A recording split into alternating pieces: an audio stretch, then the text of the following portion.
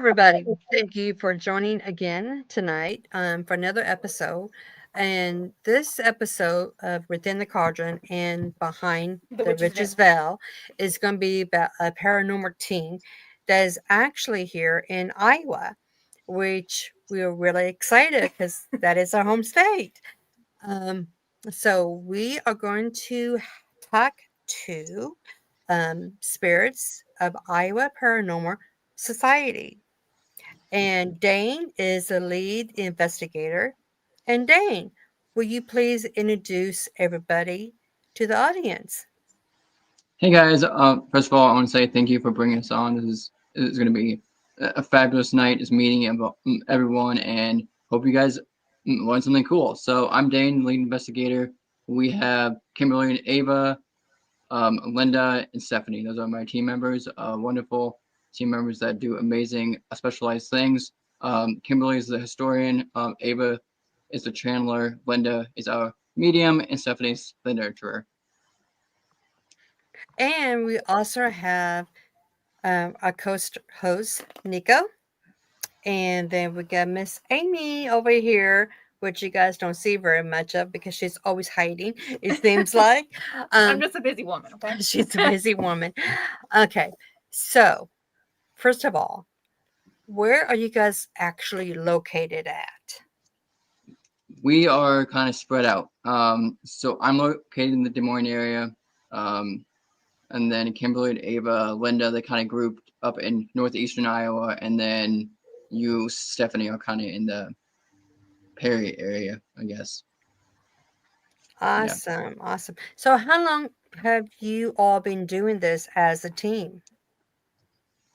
We've been doing this since 2022. So Oh, um, so for kind a of few years. new.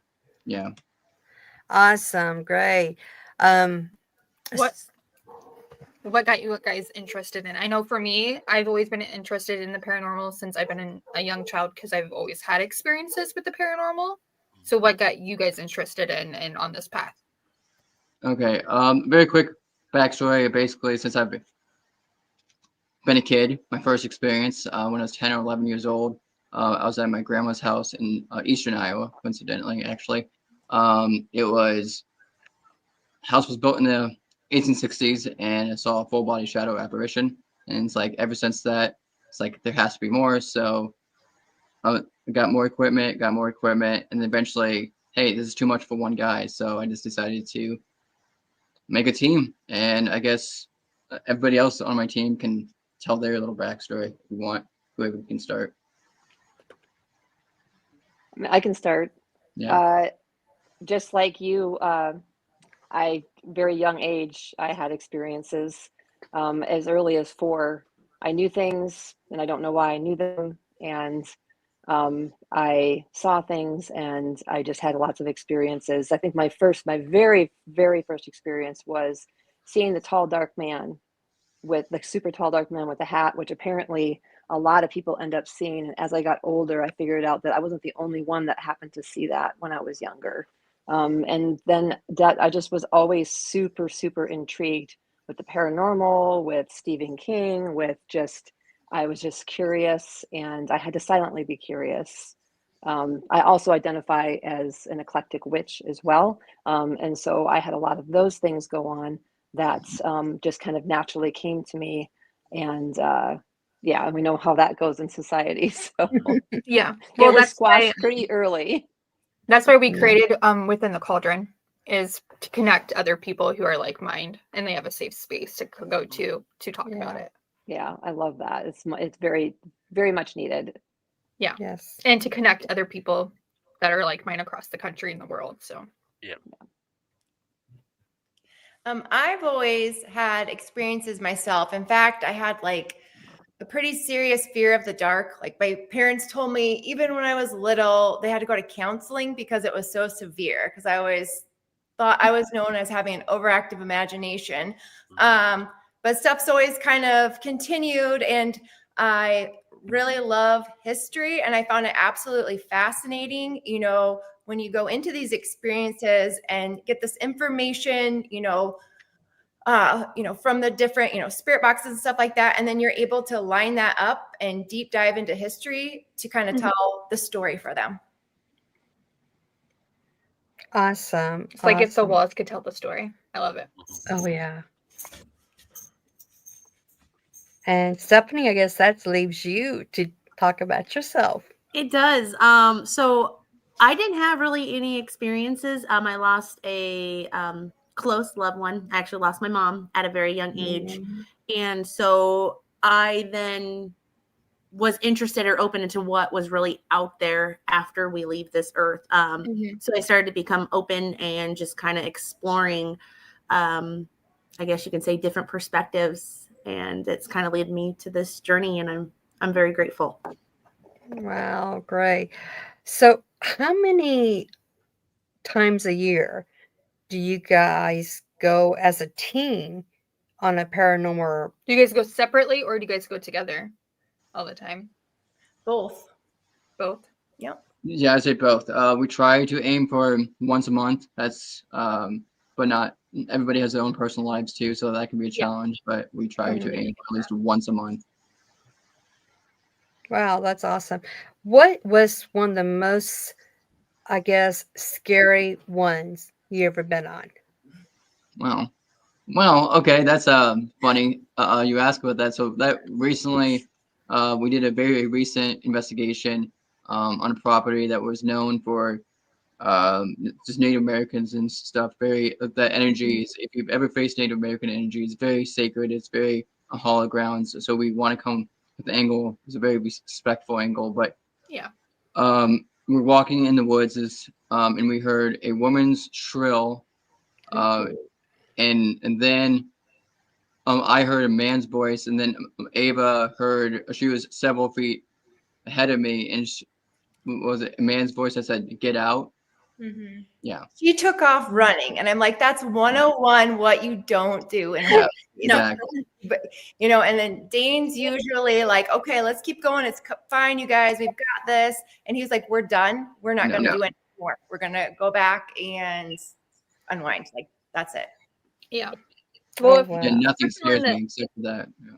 I feel like you should always listen to your intuition, and if your energy is telling you that you're unsafe, then maybe you should listen to it, especially with the paranormal. so any place in Iowa that is like a hot spot? Bremer County Historical Society. Which is in Waverly, Iowa. So. Yeah. Ooh, Waverly. Yeah, we're not too far from Waverly, about 2 hours, I think. Yeah. So 2 hours south. So, and what was the place again? Bremer County Historical Society. Dane and I are actually both on the board now that we're so involved, and Ava, sorry. So there's 3 of us that we're so involved in history, but we have gone there several times and have not been disappointed. There's some really interesting historical artifacts there, and a unaliving story that happened there. And there's some there's just a lot. It's overwhelming and draining, but it's a very neat experience. Wow. So when you guys first probably go out on a paranormal trip, since you and Ava, Kimberly and Ava, you are the historians, correct? So you probably gave everybody the history. Okay. And Linda, No. the medium. So it's actually I say we're very a unique approach to things. I think one, maybe me, but even it's very limited. I basically give myself some very limited information, and the plan is to go to the location blind. I don't like telling anybody, especially the medium. So because we don't like to, we probably heard the phrase all the time, "Don't be the medium." And every time Linda is actually able to back up stuff 100% of the time, and we get some really good results. And I feel like your brain is such a powerful thing. It will try to make up stuff when it's not really there. So we want genuine locations. So probably Vliska, all that story, so we know what happened. So it's since you know the story, I feel like your brain is prone to make that stuff up. Yeah. but really we want genuine reactions. Yeah, I can see that with Linda being a medium because the mediums always should be the last to know what the history is, you know. And if you're a real medium, you know, that's what you will say to others. Yeah. You know, I don't want to know. You know, it's just like a tarot card reader. I don't want to know what you want to tell me. Let me just give you a general reading, So I have a everything. question for Lynn. Since you're the medium, do you also use different like like divination besides just yourself? Do you? Because since you're in Um, the I will see coming into this. So I've been doing this for a long time, but not in the paranormal realm. And so Mhm. this avenue is a little bit new to me. So I really wanted to go into it with just trusting myself first Yeah. and really kind of understanding the dynamics of what it's like to be a medium for paranormal, because I think it's different for sure. Yeah. And so, but I have been talking about, like, I'm very much into like my normal practices. In my divination is I use pendulums. I actually have a lot of pendulums that speak to me all the time. Yeah. I do oracle cards. And so I do have other ways. I actually really enjoy scrying. So that's something that I would love to incorporate those things into the paranormal. So that is definitely something that we've talked about doing. Yeah. And there's some things about the pendulum that I think people are skeptical about. And so we have talked about potentially having two of us use pendulums at the same time to see if we get the same Well, answer. So we're I going to was try and use that to kind of help that skepticism out. so I asked Michelle Ballinger, who we interviewed Bellinger. last, and she was talking about the pendulum too. And what she said that she has done with her investigations is that she puts it on an object to hold it, and then she'll ask the questions, so then nobody can accuse her of, you know, Yep. influence it. I've seen Excellent. jar That's an excellent setups idea. where Yeah. the chain's fixed on a cork inside of a jar, and then so it's an enclosed system, and then you just have a camera focused on that while asking questions. Very good. No, I That's absolutely good agree with that. information. I was the sensitive for the Midwest Paranormal team here, and absolutely agree. Like, I did not want any information. I would Mhm. either be the first person to walk through and then like come back and be like, okay, this is like my first impression, and then have whoever had the historical information like fact check me and then proceed from there. Yeah, and I think that's where Stephanie and I, because Stephanie is definitely intuitive, where her and I can, like, I mean, because when we went to the poorhouse, we both walked through, and we had different angles and different ways of working, and that really complemented the Yep. situation. And so I think that's super valuable too, is to have more than one of us going through and doing that walkthrough to find out where we're going to set up the cameras and that sort of thing. Yep. And Cool. Linda's so brave. In August, we're traveling out of state, and she's willing to go without knowing even what state we're going to. Just gonna hop in and go. Just along for the ride. Yep. Oh wow, that's you are very really good at what you want to do. Then, so if you don't want it, if you don't know where you're going to go, I mean that's pretty awesome. That's pretty awesome because I know I went to Lizzie Borden's house last fall, and there was a medium there, and my kids kept saying, "Mom, mom, mom, you do this," because they want somebody to do a mediumship there with our group that was in. And I go, no, no, no, let somebody else do it. I do it all the time. So we have this young lady who said, well, let me just go under. And she goes like, she goes 1, 2. And she said she was under, she was talking. So, okay, I'm under now. And then she was talking to the ghost well, to the spirits, I should not ghosts, but to the spirits. And then she came out and she goes, I wish those spirits would just leave my leg alone. And we had a ghost box. And the ghost box goes, we didn't even touch your leg, lady. Plain as day.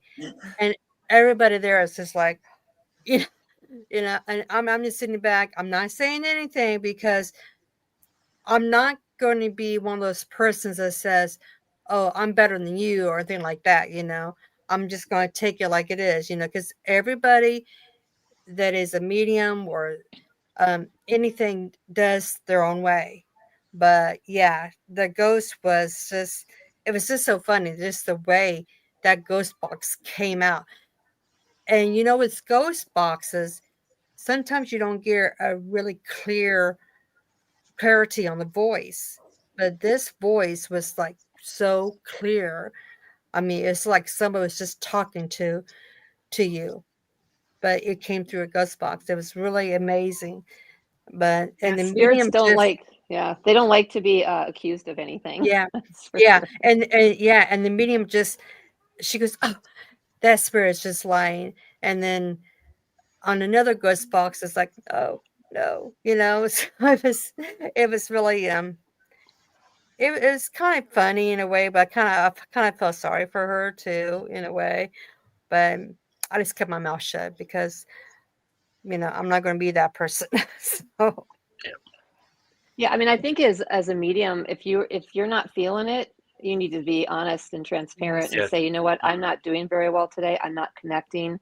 I mean, I yeah, I have some amazing mentors for mediumship that have taught me that to be brutally honest with myself and to say, mhm, even if I have a client that I'm reading for, to say, I'm sorry, I'm going to have to give you your money back because today is just not a good day for me. yeah, I am not connecting with spirit. It's yeah, not that spirit can't connect with me. I'm the one that's in mhm, the way and Mhm. I'm yeah, the one that has the issue. And so I need to be yeah, honest about that. So yeah, I think that's super valuable to be able yes, to be humble and say that this is just it not my is. night. Absolutely. It is to be honest because if you're not going to be honest, and you might as well not be a mediumship at all. I Mhm. mean, because it's just like a reader, anything, a witch, whatever, druids. If you're going to do something and you don't get it, if you can't get a connection, don't fake it. That's Right. just so wrong. Yes. Yeah, it's a perfect segue because the thing is what we do too. We aren't the Zach Baggins personality where we go into the location and screaming at whatever, when they say it's a demon. No, it's not. It's just your AC. Just calm down.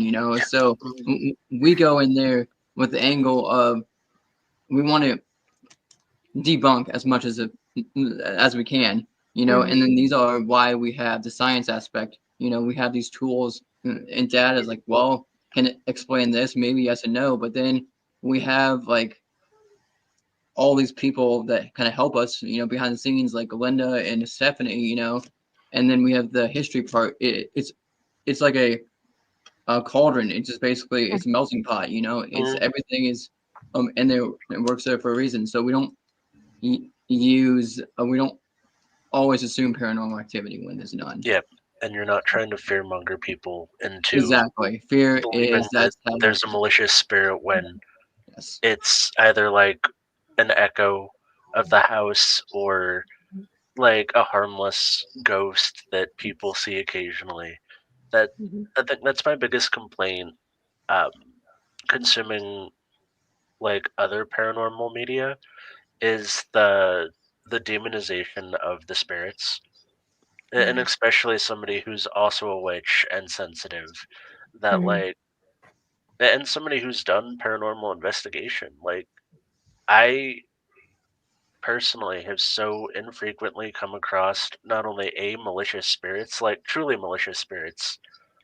Um, there were a few exceptions, but the countless calls of people being like, "There's a demon in my house." No, you have a ghost that wants a voice, and it's Mhm. just upset. Yeah, and I usually say a lot Mhm. of times because I don't subscribe to the fear factor either.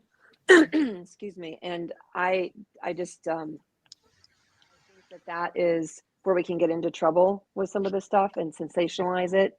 But I think respecting spirit and understanding that, approaching it in a way like they deemed me the calm, and I think it's only because I was taught to be able to approach things in a way where I'm just very grounded, and I've learned to not have that fear factor. It's not that sometimes I don't get scared because we're in the dark, right? I mean, and you're in a big building that makes noises, so it's like I'm human, but I also don't let it run away with me, and I try to take it for what it is and just not sensationalize it. Yeah. And I was told actually by another team how they worded it. You spirits are just like humans. You have really nice, patient ones, and sometimes you have complete jerks. And so it's not necessarily a demon. It might just be a spirit that woke up on the wrong side, So you just have to come in with an approach of, as we keep repeating, respect, and know that you may be dealing with someone difficult or someone easy to work with. You don't know. Right. And sometimes spirit, they don't know how to communicate in the best way. And so they can come across as really aggressive. And that is their way of communicating. And that might have been, like you said, that might have been their way of communicating in life as well. And so just recognizing that kind of helps you, approach it in a different way. We have a comment from one of our UK sisters. Open-minded and don't go into anywhere thinking it's haunted till I see it. She does paranormal investigations in the UK. Oh, cool. So yeah, you are being watched from the UK and Scotland. So until you see it, until you time. feel it, until you experience it, the energy yourself. Yeah, I totally agree. And there's times that, there's a haunted or a location that's recorded to be haunted, and like there's evidence to follow that, but you may go in and have no experience whatsoever. It's just a dead day. Yeah. And that happens. And she also says, look at everything open-minded. I try not to get connected to what I'm told till I see one, and most of the time it's just a spirit connecting.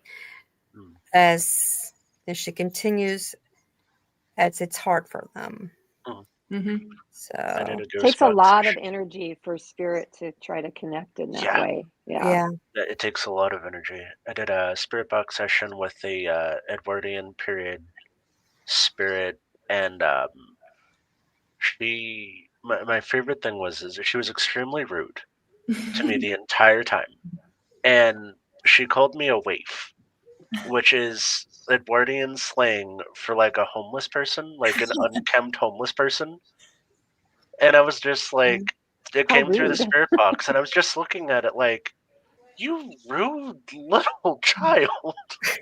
Okay. So, I've been called worse. So, there's hence his nickname. Yeah. So my nickname is called the Gentle Jerk, because spirits just don't like me, and they just want to kick me out of the room every time. So that's because I feel like, because once again, in this type of work, you have to have boundaries, and sometimes spirits don't like the boundaries. They want to kind of latch onto you. So that's why we have Ava the channeler. Everybody loves Ava. When she leaves the room or she like falls asleep, it's like, Ava, wake her up. We gotta wake her up. We want to talk to her. So it's all about boundaries. And we have another sister in Scotland. She also does the paranormal too as well. People forget that there's so many entities, spirits, ghosts out there. The human spirits aren't usually a problem. It's when you step out of the human genre, it gets hairy unless it's a stubborn human. And then another friend is like, where at in Iowa? I think they came in late. Oh yeah, we're kind of all over. So some people are from Eastern Iowa, some people are from the Perry area, and I'm from the Des Moines area. So we're kind of all spread out, but we all manage to travel together. So that's the cool part. Yeah. So what kind of equipment? Because I know everybody uses pretty much the same equipment, and sometimes they don't. So what do your team use? Jeez, we use a lot. So we have the K2 meters, stereotypical K2 meters. We also have the FLIR camera, which is a thermal cam. We have the SLS, which is the stick figure camera that people know. And spirit boxes. What else do we have? We have so many. Like what? I guess cat balls. The plasma ball. Yeah, yeah. So we have a pretty big arsenal. So. And we've been Wow. trying out a new app. Like usually Dane was a fan of apps, but we've had some consistent results with a couple apps. Oh, wow. What kind of apps do you guys use then? It is called Ghost Science Toolkit by M3 Paranormal. We found the guy on TikTok actually. Oh, It's only for like iPhone Pro 12 or the 12 series because first of all, I would say my beef with paranormal apps is that you don't actually see the code or what's going on behind the scenes. So they have a lot of fake code. It's like everybody's probably heard of the ghost radar and stuff. So it pops up all those words and stuff, but really it's probably just listening to your microphone and stuff. But this is cool because you can actually see the microphone working. You can actually see the geophone, your compass working, and that's how and the EMF signals. And I actually talked to the developer. He's been in the field for a while, so it's pretty legitimate. It's really cool. And it's interesting. Oh, sorry. Go ahead. oh no, go ahead. I would say it's interesting because you can be offline, so there's no internet to hook up to, but then it's very specific with like even names or stuff like, it picks up on that. So Mhm. Interesting. Very Um, old-fashioned names too. So we got somebody that does live in the Des Moines area, Oh, Dane, very cool. Very cool. Very cool. Nice, just nice. to let you know. And then PWI is I use equipment, but the best tool is you. Yes, 100%. Yep. I agree with that. I agree. Yeah, 100%, definitely. Okay, Nick, do you have any questions? I think I'm taking over the podcast here. So I'm sorry. Oh no, you're fine. I'm trying to think. So covered. Do you guys have a favorite location that you have done? Um, the one I say the historical society one, that's always a favorite. It's it's one of those few locations where you can actually go back and you can find stuff. And I say it's one of those not overly investigated locations. What we like to do is we stay away from the major ones like Melvin Manor, Valeska, because we all think those are like people, in my opinion, just overly done, and you don't find anything original. And plus, I feel like the story there has been told many times. We like to Yeah. tell new stories and bring awareness to history. There's actually in Waverly, Iowa, so this is what we're very proud of. A very cool team that loves history and loves to preserve it.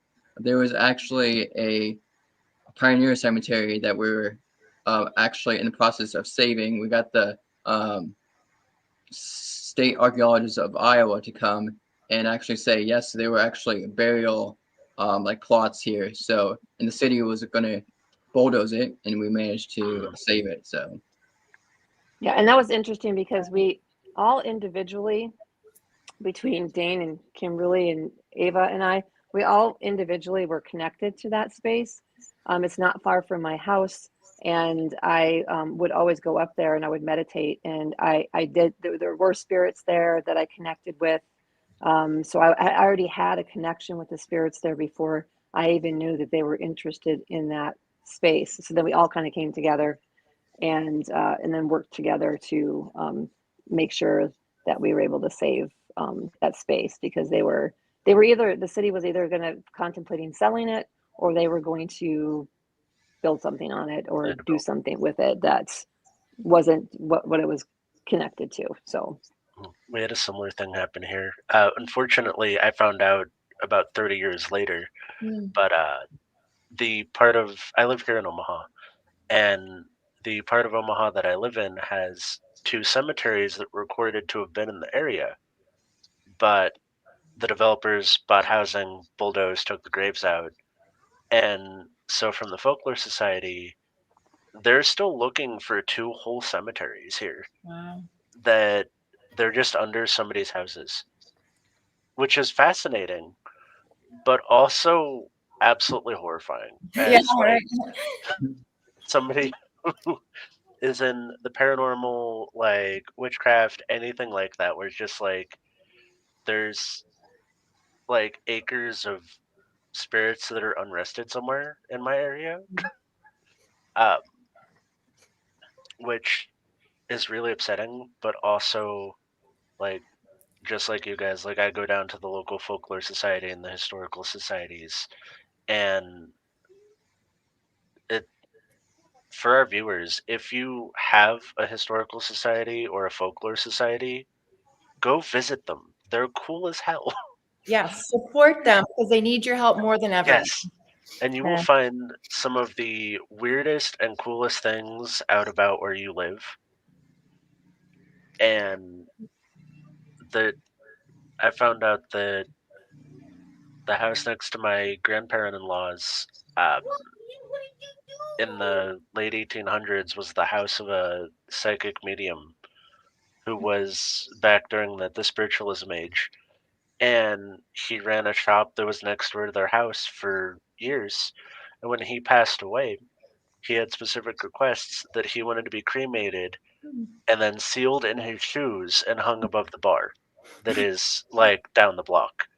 And to this day, that bar has his shoes and he haunts the bar. And, but I had first off never heard of the bar that was there. And it was a cool thing where I found it and found out that not only do they still have the shoes, but that it's a paranormal location and he's active there. Um, Yeah, what I think there's is? so, sorry. Oh, go ahead. No, you go ahead. I think that there's some amazing things about historical societies because my experience is I've lived in this town for years and I had never been to that historical society. And so when I was able to go through and connect to the spirits that were in those spaces, and then Kimberly was able to give me feedback on that. And, you know, and I'm sure that all of us that are intuitive and mediums, when you have information, even though you know you're good at what you do, um, Mm. when you get the information and you're accurate, you're like, oh wow, did I do that? Oh yeah, the Right? You still validation is have that, amazing. right? You Yeah. still have that feeling Mhm. like, oh, I don't know if I'm really right. But when you are and you get that feedback, it's like fascinating. So I mean, I think that's what I love the historical society for, is because it gives you that Yeah, that the verification. ability to practice in that Mhm. way. It's so yeah, and there's just so much. I mean, there's so much energy in those places. That's a little bit challenging, I think, but once you're able to kind of sift through that, it's easier to connect, I think. So I have an interesting question. What is one of your dream places that you would like to go to investigate? Let's start with Stephanie. Then we just kind of go. So I've always been kind of fascinated with, I know it's known, but the Sally House. I would like to visit there one day. Interesting. I think we have a friend, Colleen, who visit there. Didn't we, Nick? I think something like that. Yeah. So, how about you, Dane? For me, probably would be Gettysburg. There's Oh, I've been to Gettysburg. It's a must. You have to go. I can vouch for that. Definitely have to go. You all have to go. Um, yeah, and when you go, let me know what you think. So, definitely. how about you, Kimberly and Ava? I would love to take the whole team, no matter where we went, somewhere in New Orleans. I think just would be crazy fun. That's what I was gonna say. Somewhere in New Orleans, just called it. But If you guys go, I'm going to sneak in your suitcase because I want to go there too. Yes, we will. How about you, Linda? I think I'm really drawn and connected to the Native American heritage in our country. So I think anywhere I could connect and understand and learn from um, from that culture in the spirit realm, I think would be absolutely amazing. So not any particular space, just I guess all over essentially, since Wow. they lived all over in our country. So Well, that's a good thing to point out. Iowa has hundreds of Indian burial mounds Mhm. across the state, Yeah. and they're super cool.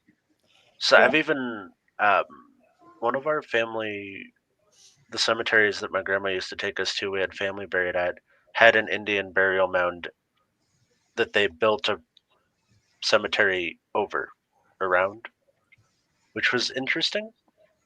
Hmm. But their Indian burial grounds are fantastic. The Hummel Park up here in Omaha was built around to preserve an Indian burial ground, and they think that's part of the reason that it's so active. Wow. wow, We yeah, actually have at the edge of our woods in our property, we have a Native American woman buried. And then this was it last week, we were putting a koi pond. Well, we're just digging a really big hole, like 5 feet from our house.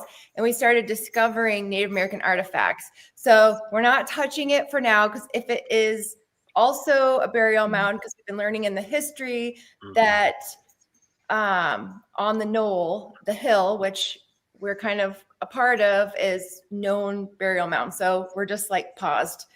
Mm. Yes.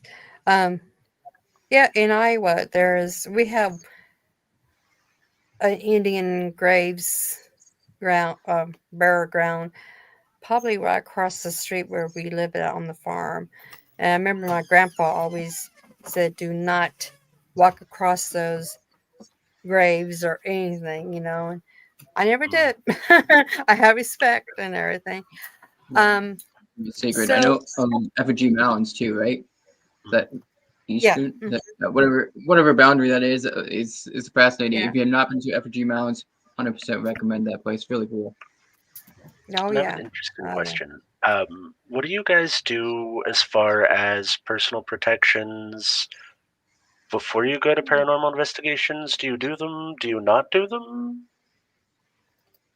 I do, and it's not so much for me to. I don't look at it as I'm protecting myself against something else. I'm just protecting my energy, so I Mhm. have control over my whole energy. That's how I see it, and I do. I sometimes will meditate. Sometimes, if I don't have a lot of time, I just connect and ask for my guides, for my ancestors to surround me. Sometimes I'll call on Archangel Michael. Um, I like to use color, visual color. Mhm. I'm very clairvoyant, so I like to use visual color for that as well. And sometimes, I mean, I work with crystals, and sometimes I do bring a particular crystal, like tiger's eye or quartz Mhm. crystal, and I'll wear that for protection, and ask for the energies of that to protect as well. So, and we have talked about as a group doing that all together, so that, and then I would graciously like guide that as far as what Mhm. my practices are. And then if people chose to do their own thing at some point, that's cool too. But I do feel like it's important for us to all protect our energies as we walk into these Oh yeah. sacred spaces. Mhm. Definitely. How about cemeteries? Do you ever go to cemeteries to do any kind of investigation? We recently been doing like TikTok lives Mhm. on cemeteries, and I think the one major reason I do that too is also kind of bring awareness to like Yep. the really cool stories behind all these graves and stuff. Mhm. Iowa has many cool like cemeteries. So Mhm. just go. They're right next door. Just gotta go find it. Go get out. You know. And then I'm kind of want to backtrack on the protection stuff. And once again, Linda's like everybody has their own way of Mhm. protection, but for me, I just kind of just go in there. It's like Yep. I think the main thing is just going into a place with positive thoughts. Just be positive. Yeah. That's half the battle right there. Just be positive. Mhm. And no is a Yeah. powerful, powerful barrier. Yeah. Then you're not. Mhm. Yeah, Oh, I guess yes. so I guess I just go in as respectful as I can. Mhm. I guess with also a positive attitude and try to bring respect, and show empathy to the situation. And so far, I think things have gone okay. So Yeah, and I think our intentions too. So I think all of us, our intention is to tell the story. Yeah, you have That's what our passion is to be Mhm. able to respectfully tell the story of the spirits that have something that they want to tell us, and Mhm. to be able to do that in a way that's honoring them. You're not doing the Baggins invoke the spirits and piss them off to get things. You're letting No things naturally provoking. occur. Yeah. Yes, and that is my preferred outlet for paranormal, is that like people like being the observer Yeah. and watching what unfolds. And Yeah. I guess my next question is, do you guys, if you encounter, um, do you move spirits on? Do you do cleansings of locations if necessary? Or are you guys solely just observers? I know it may be a case by case.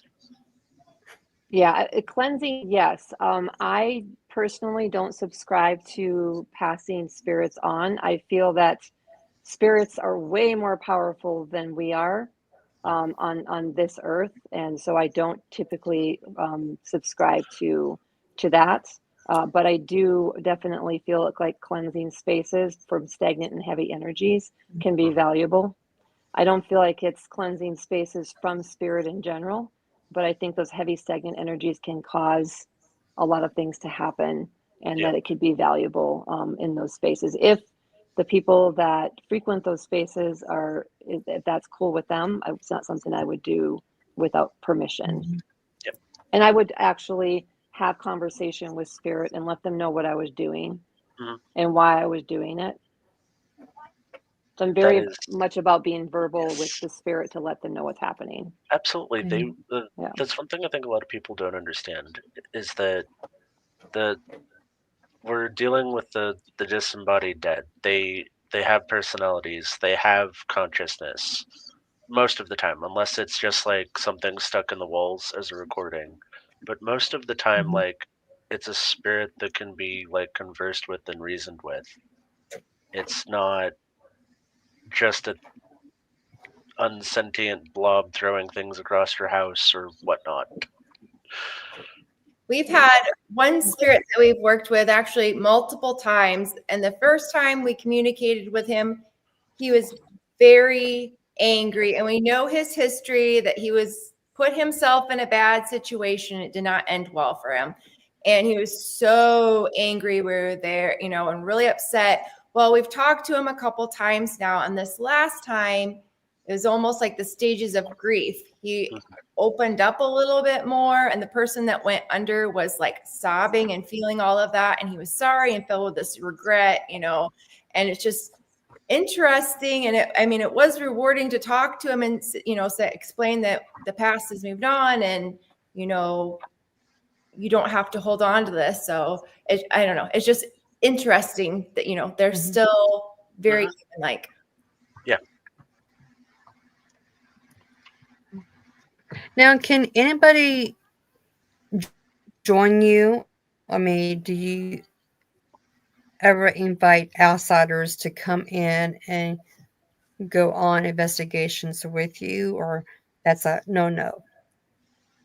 Uh, we have actually. There's been we have some things in the works. We wanted there might be some workshops coming up.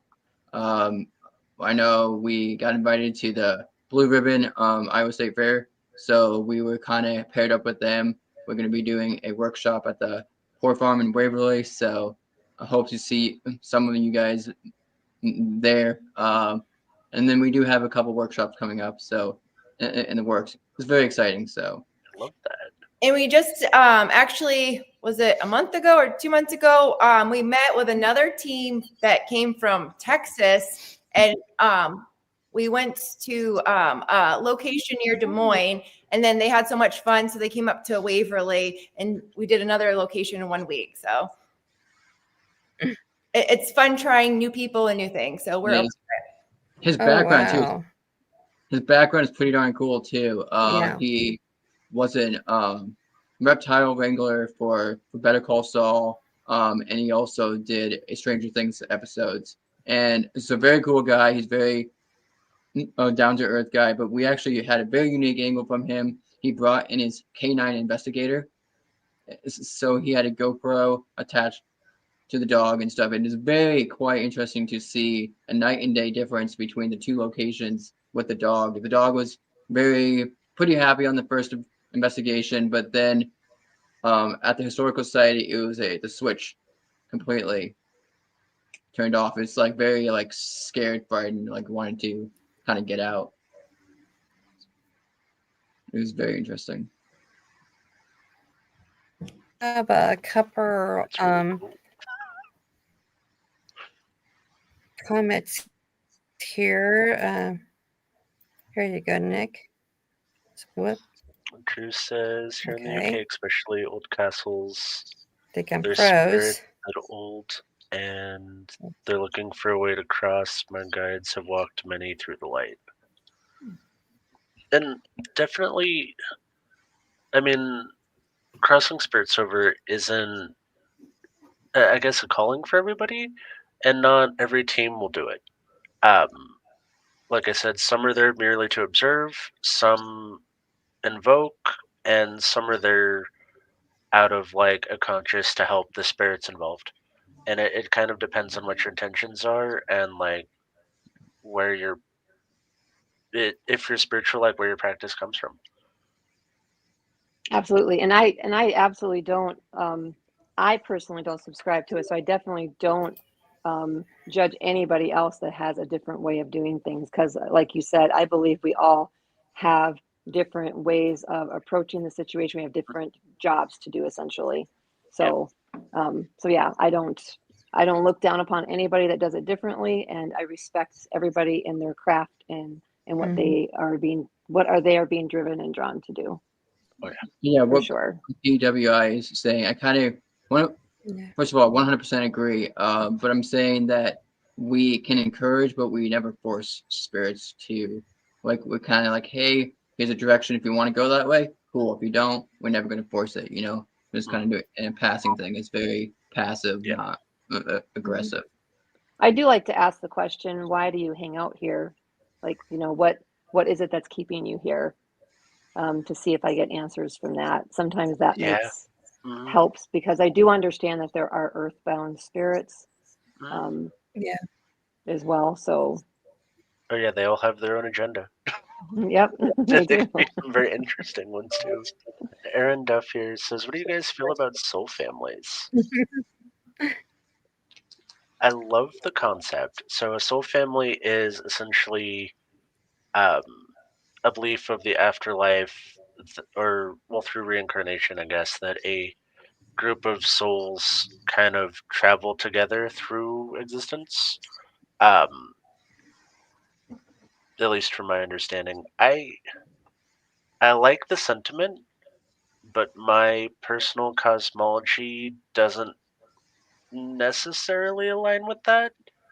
Um, but I do believe that absolutely in an afterlife. But I guess for context, I'm a Germanic pagan, and our concept of the soul is kind of different than other religions.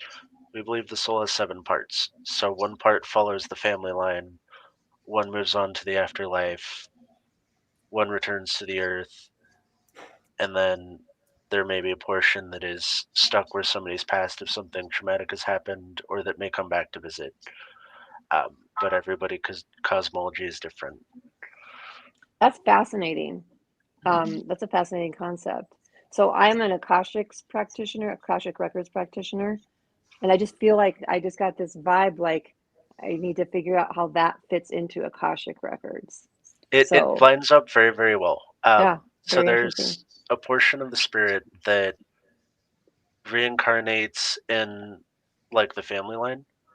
So it may skip generations. There may be a pause for whatever reason, but they have a very interesting view on how the spirits like transverse through the afterlife, and then like there's like the ancestral pool too. So it's like you go in to become like a spirit guide for the family, or you may choose to leave that and come back through. But they're part of you, but you're also you. Yeah, it is fascinating. Mhm. Yeah, I love that you brought that up. Thank you. I'm going to have to look more into that in relation to my Akashic work for sure. Yeah, I heard something recently that I thought was interesting, that the soul and spirit were two different things, and the soul, moves on to wherever it goes, and then the spirit's like your emotion, your energy. And I was like, well, that kind of makes sense, like, why is grandma still in the house? Well, her soul's maybe moved on to other things, but her energy, her spirit is still here. So, Yep. I mean, we'll all find out someday, but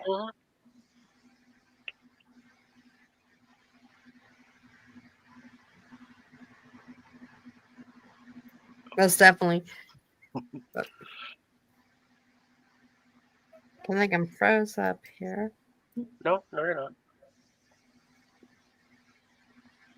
Maybe. Nope, we lost her. Got a comment here from Mark. Where could somebody learn about those 7 parts? Give me a second. There is, I believe, a book.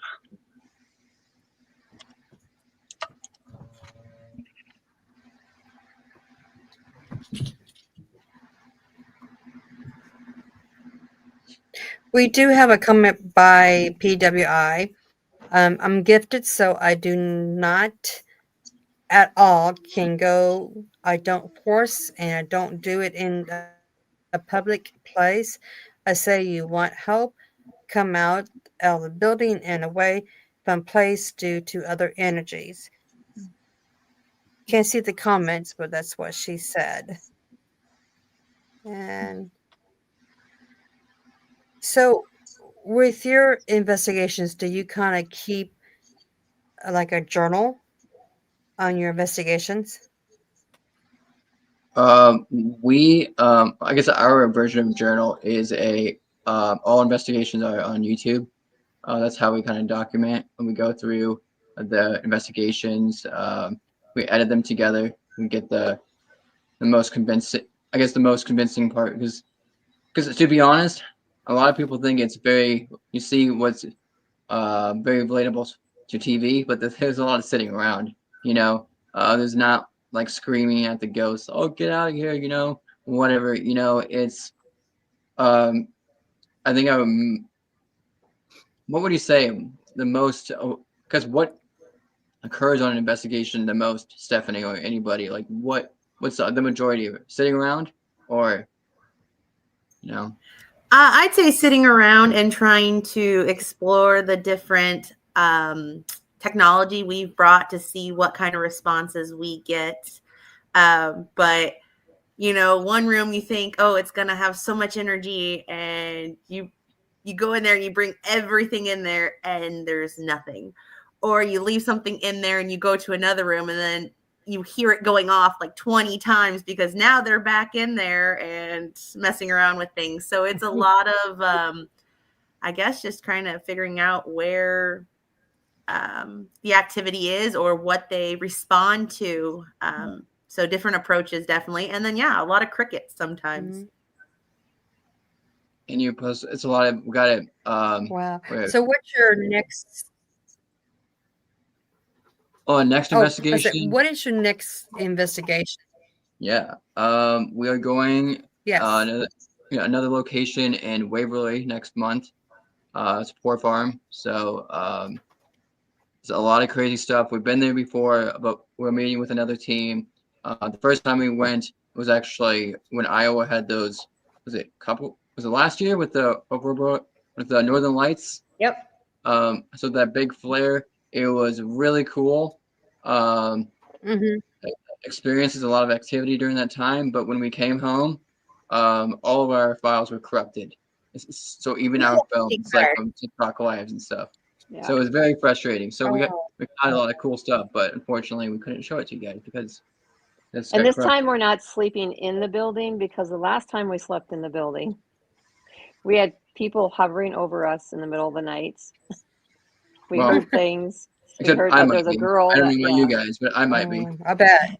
yeah. I did not sleep at all because I could hear. I knew we were alone, but I could hear chairs being dragged above us.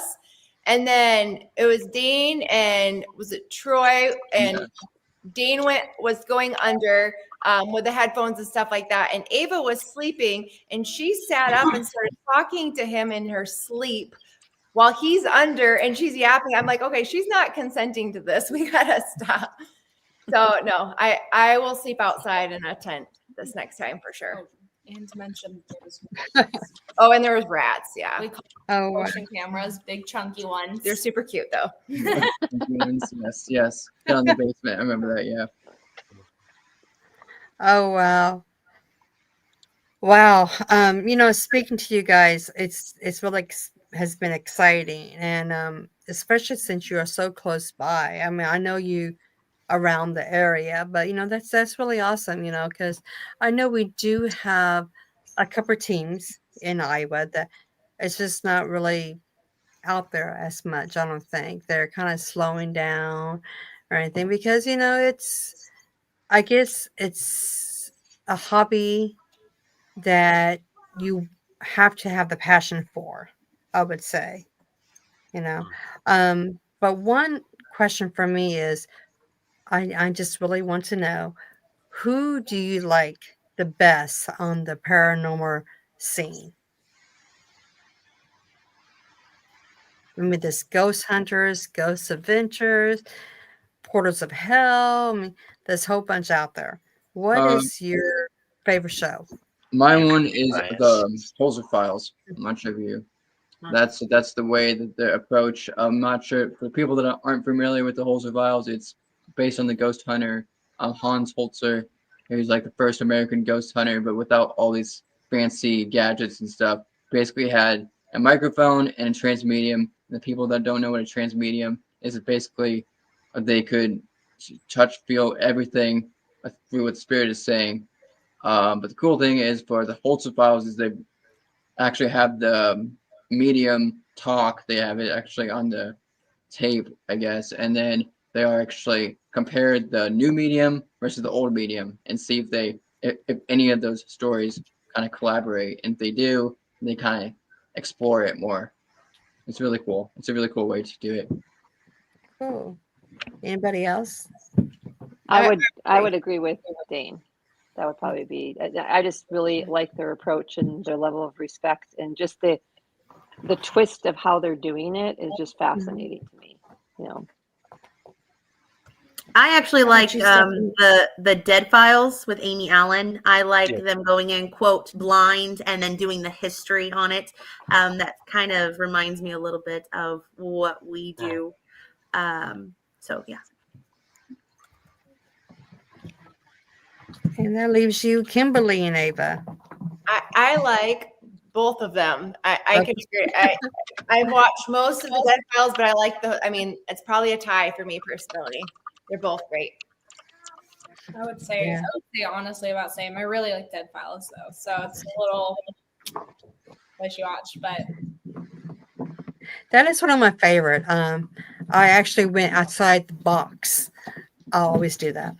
And I asked Amy Allen to be a guest on the show.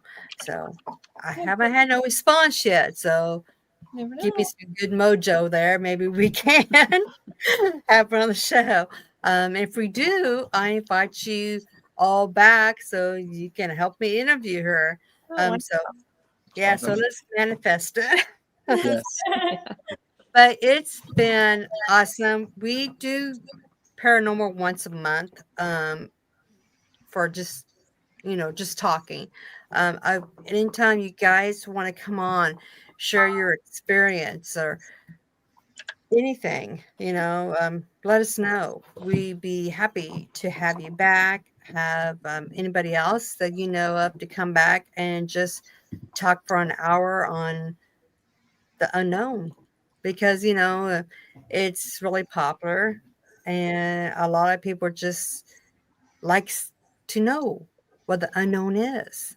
You know, it kind of creeps them out, and they like a good scare. To me, I just love communicating with the spirits. So, Yeah. oh, one last question. And do you, any of you guys, and Melinda, this might probably pertain to you more, maybe, or Stephanie. How about the Ouija board? Do you, any of you guys use that as a tool? I don't use it as a tool, but I still feel like it's a divination. It's just a tool. I Mhm. don't see it as a negative thing at all. I Okay. think it's just a matter of preference. I have a different perspective. I respect individuals who use it, but I personally do not want to touch it. And we've gone on an investigation, and I will just go the other way. I Yeah. totally respect Don't worry, that. Stephanie. I'm not bringing one with us. I I promise. Well, that is really great. All you guys have respect for each other, and that's really cool because that's what makes a good team and everything. So, And I think that's what a lot of teams are missing is that different perspective and that approach and that respect to everybody's decisions. Yeah. And just because I felt something in this room doesn't mean Kim or Ava will, or Dane thinks we should go do this. And we all have different perspectives. And then we kind of figure out as a team where to best go. And I think that's why we are so solid and why we continue on to do investigations. And not only that, we do them because we want to know the history. And if it's a personal location, we want to help that family. We're not looking for reviews. We're looking for answers to make them feel better about the situation that might be going on. Oh, 100%. and that reminds me. How about the cost? Do you guys have any cost for anybody to, like, if somebody says, "Come and investigate my house," how much will it be? No Nope. cost. No, Yeah. all free of charge. We don't subscribe to that stuff. We do it. We don't want to. Fear is a lot of things. It's already unknown already. So why abuse that person? They're already freaked out. So we don't want to take advantage of that person. Exactly. If we can help them, and I mean, the biggest thing would be just making their feelings and fear, feel validated. I mean, that right there is okay. I'm not crazy. Yes. Find something, or we could give suggestions. Maybe if we didn't pick up something, we can give them suggestions, and I think that's been really helpful with everyone that we've worked with. And there's also been many locations where it ends up being a very sensitive topic, and like, of course, it's nice to post your evidence, but many times it's just a true personal subject. We just don't post evidence because we want to be respectful to the family, respectful to everybody else. So yeah, we're not here for the views. We're here for the evidence and the history. Okay. and I'm Well, assuming there's a contact form on the website on the bottom here for people to reach out Yes, to yes. request investigations. Yep. anything else you want to say before we depart? I think always stay curious. Who knows what's beyond? I guess that's why what we do. We're here to know as much as we can, and then whatever comes is. Curious Awesome. and respectful. Yes. Right. Well, I just want to tell everybody to, in the audience, to share, like, and subscribe to our channel, and also go down to the banner down below. Check out their website, bookmark Give them it, some love. friends with them. Yeah. And I just want to say it was nice to have all of you guys on here. If you just stay for just a few minutes while we end the show, but I just want to say blessings to all. Thank you. Yep. Thank you.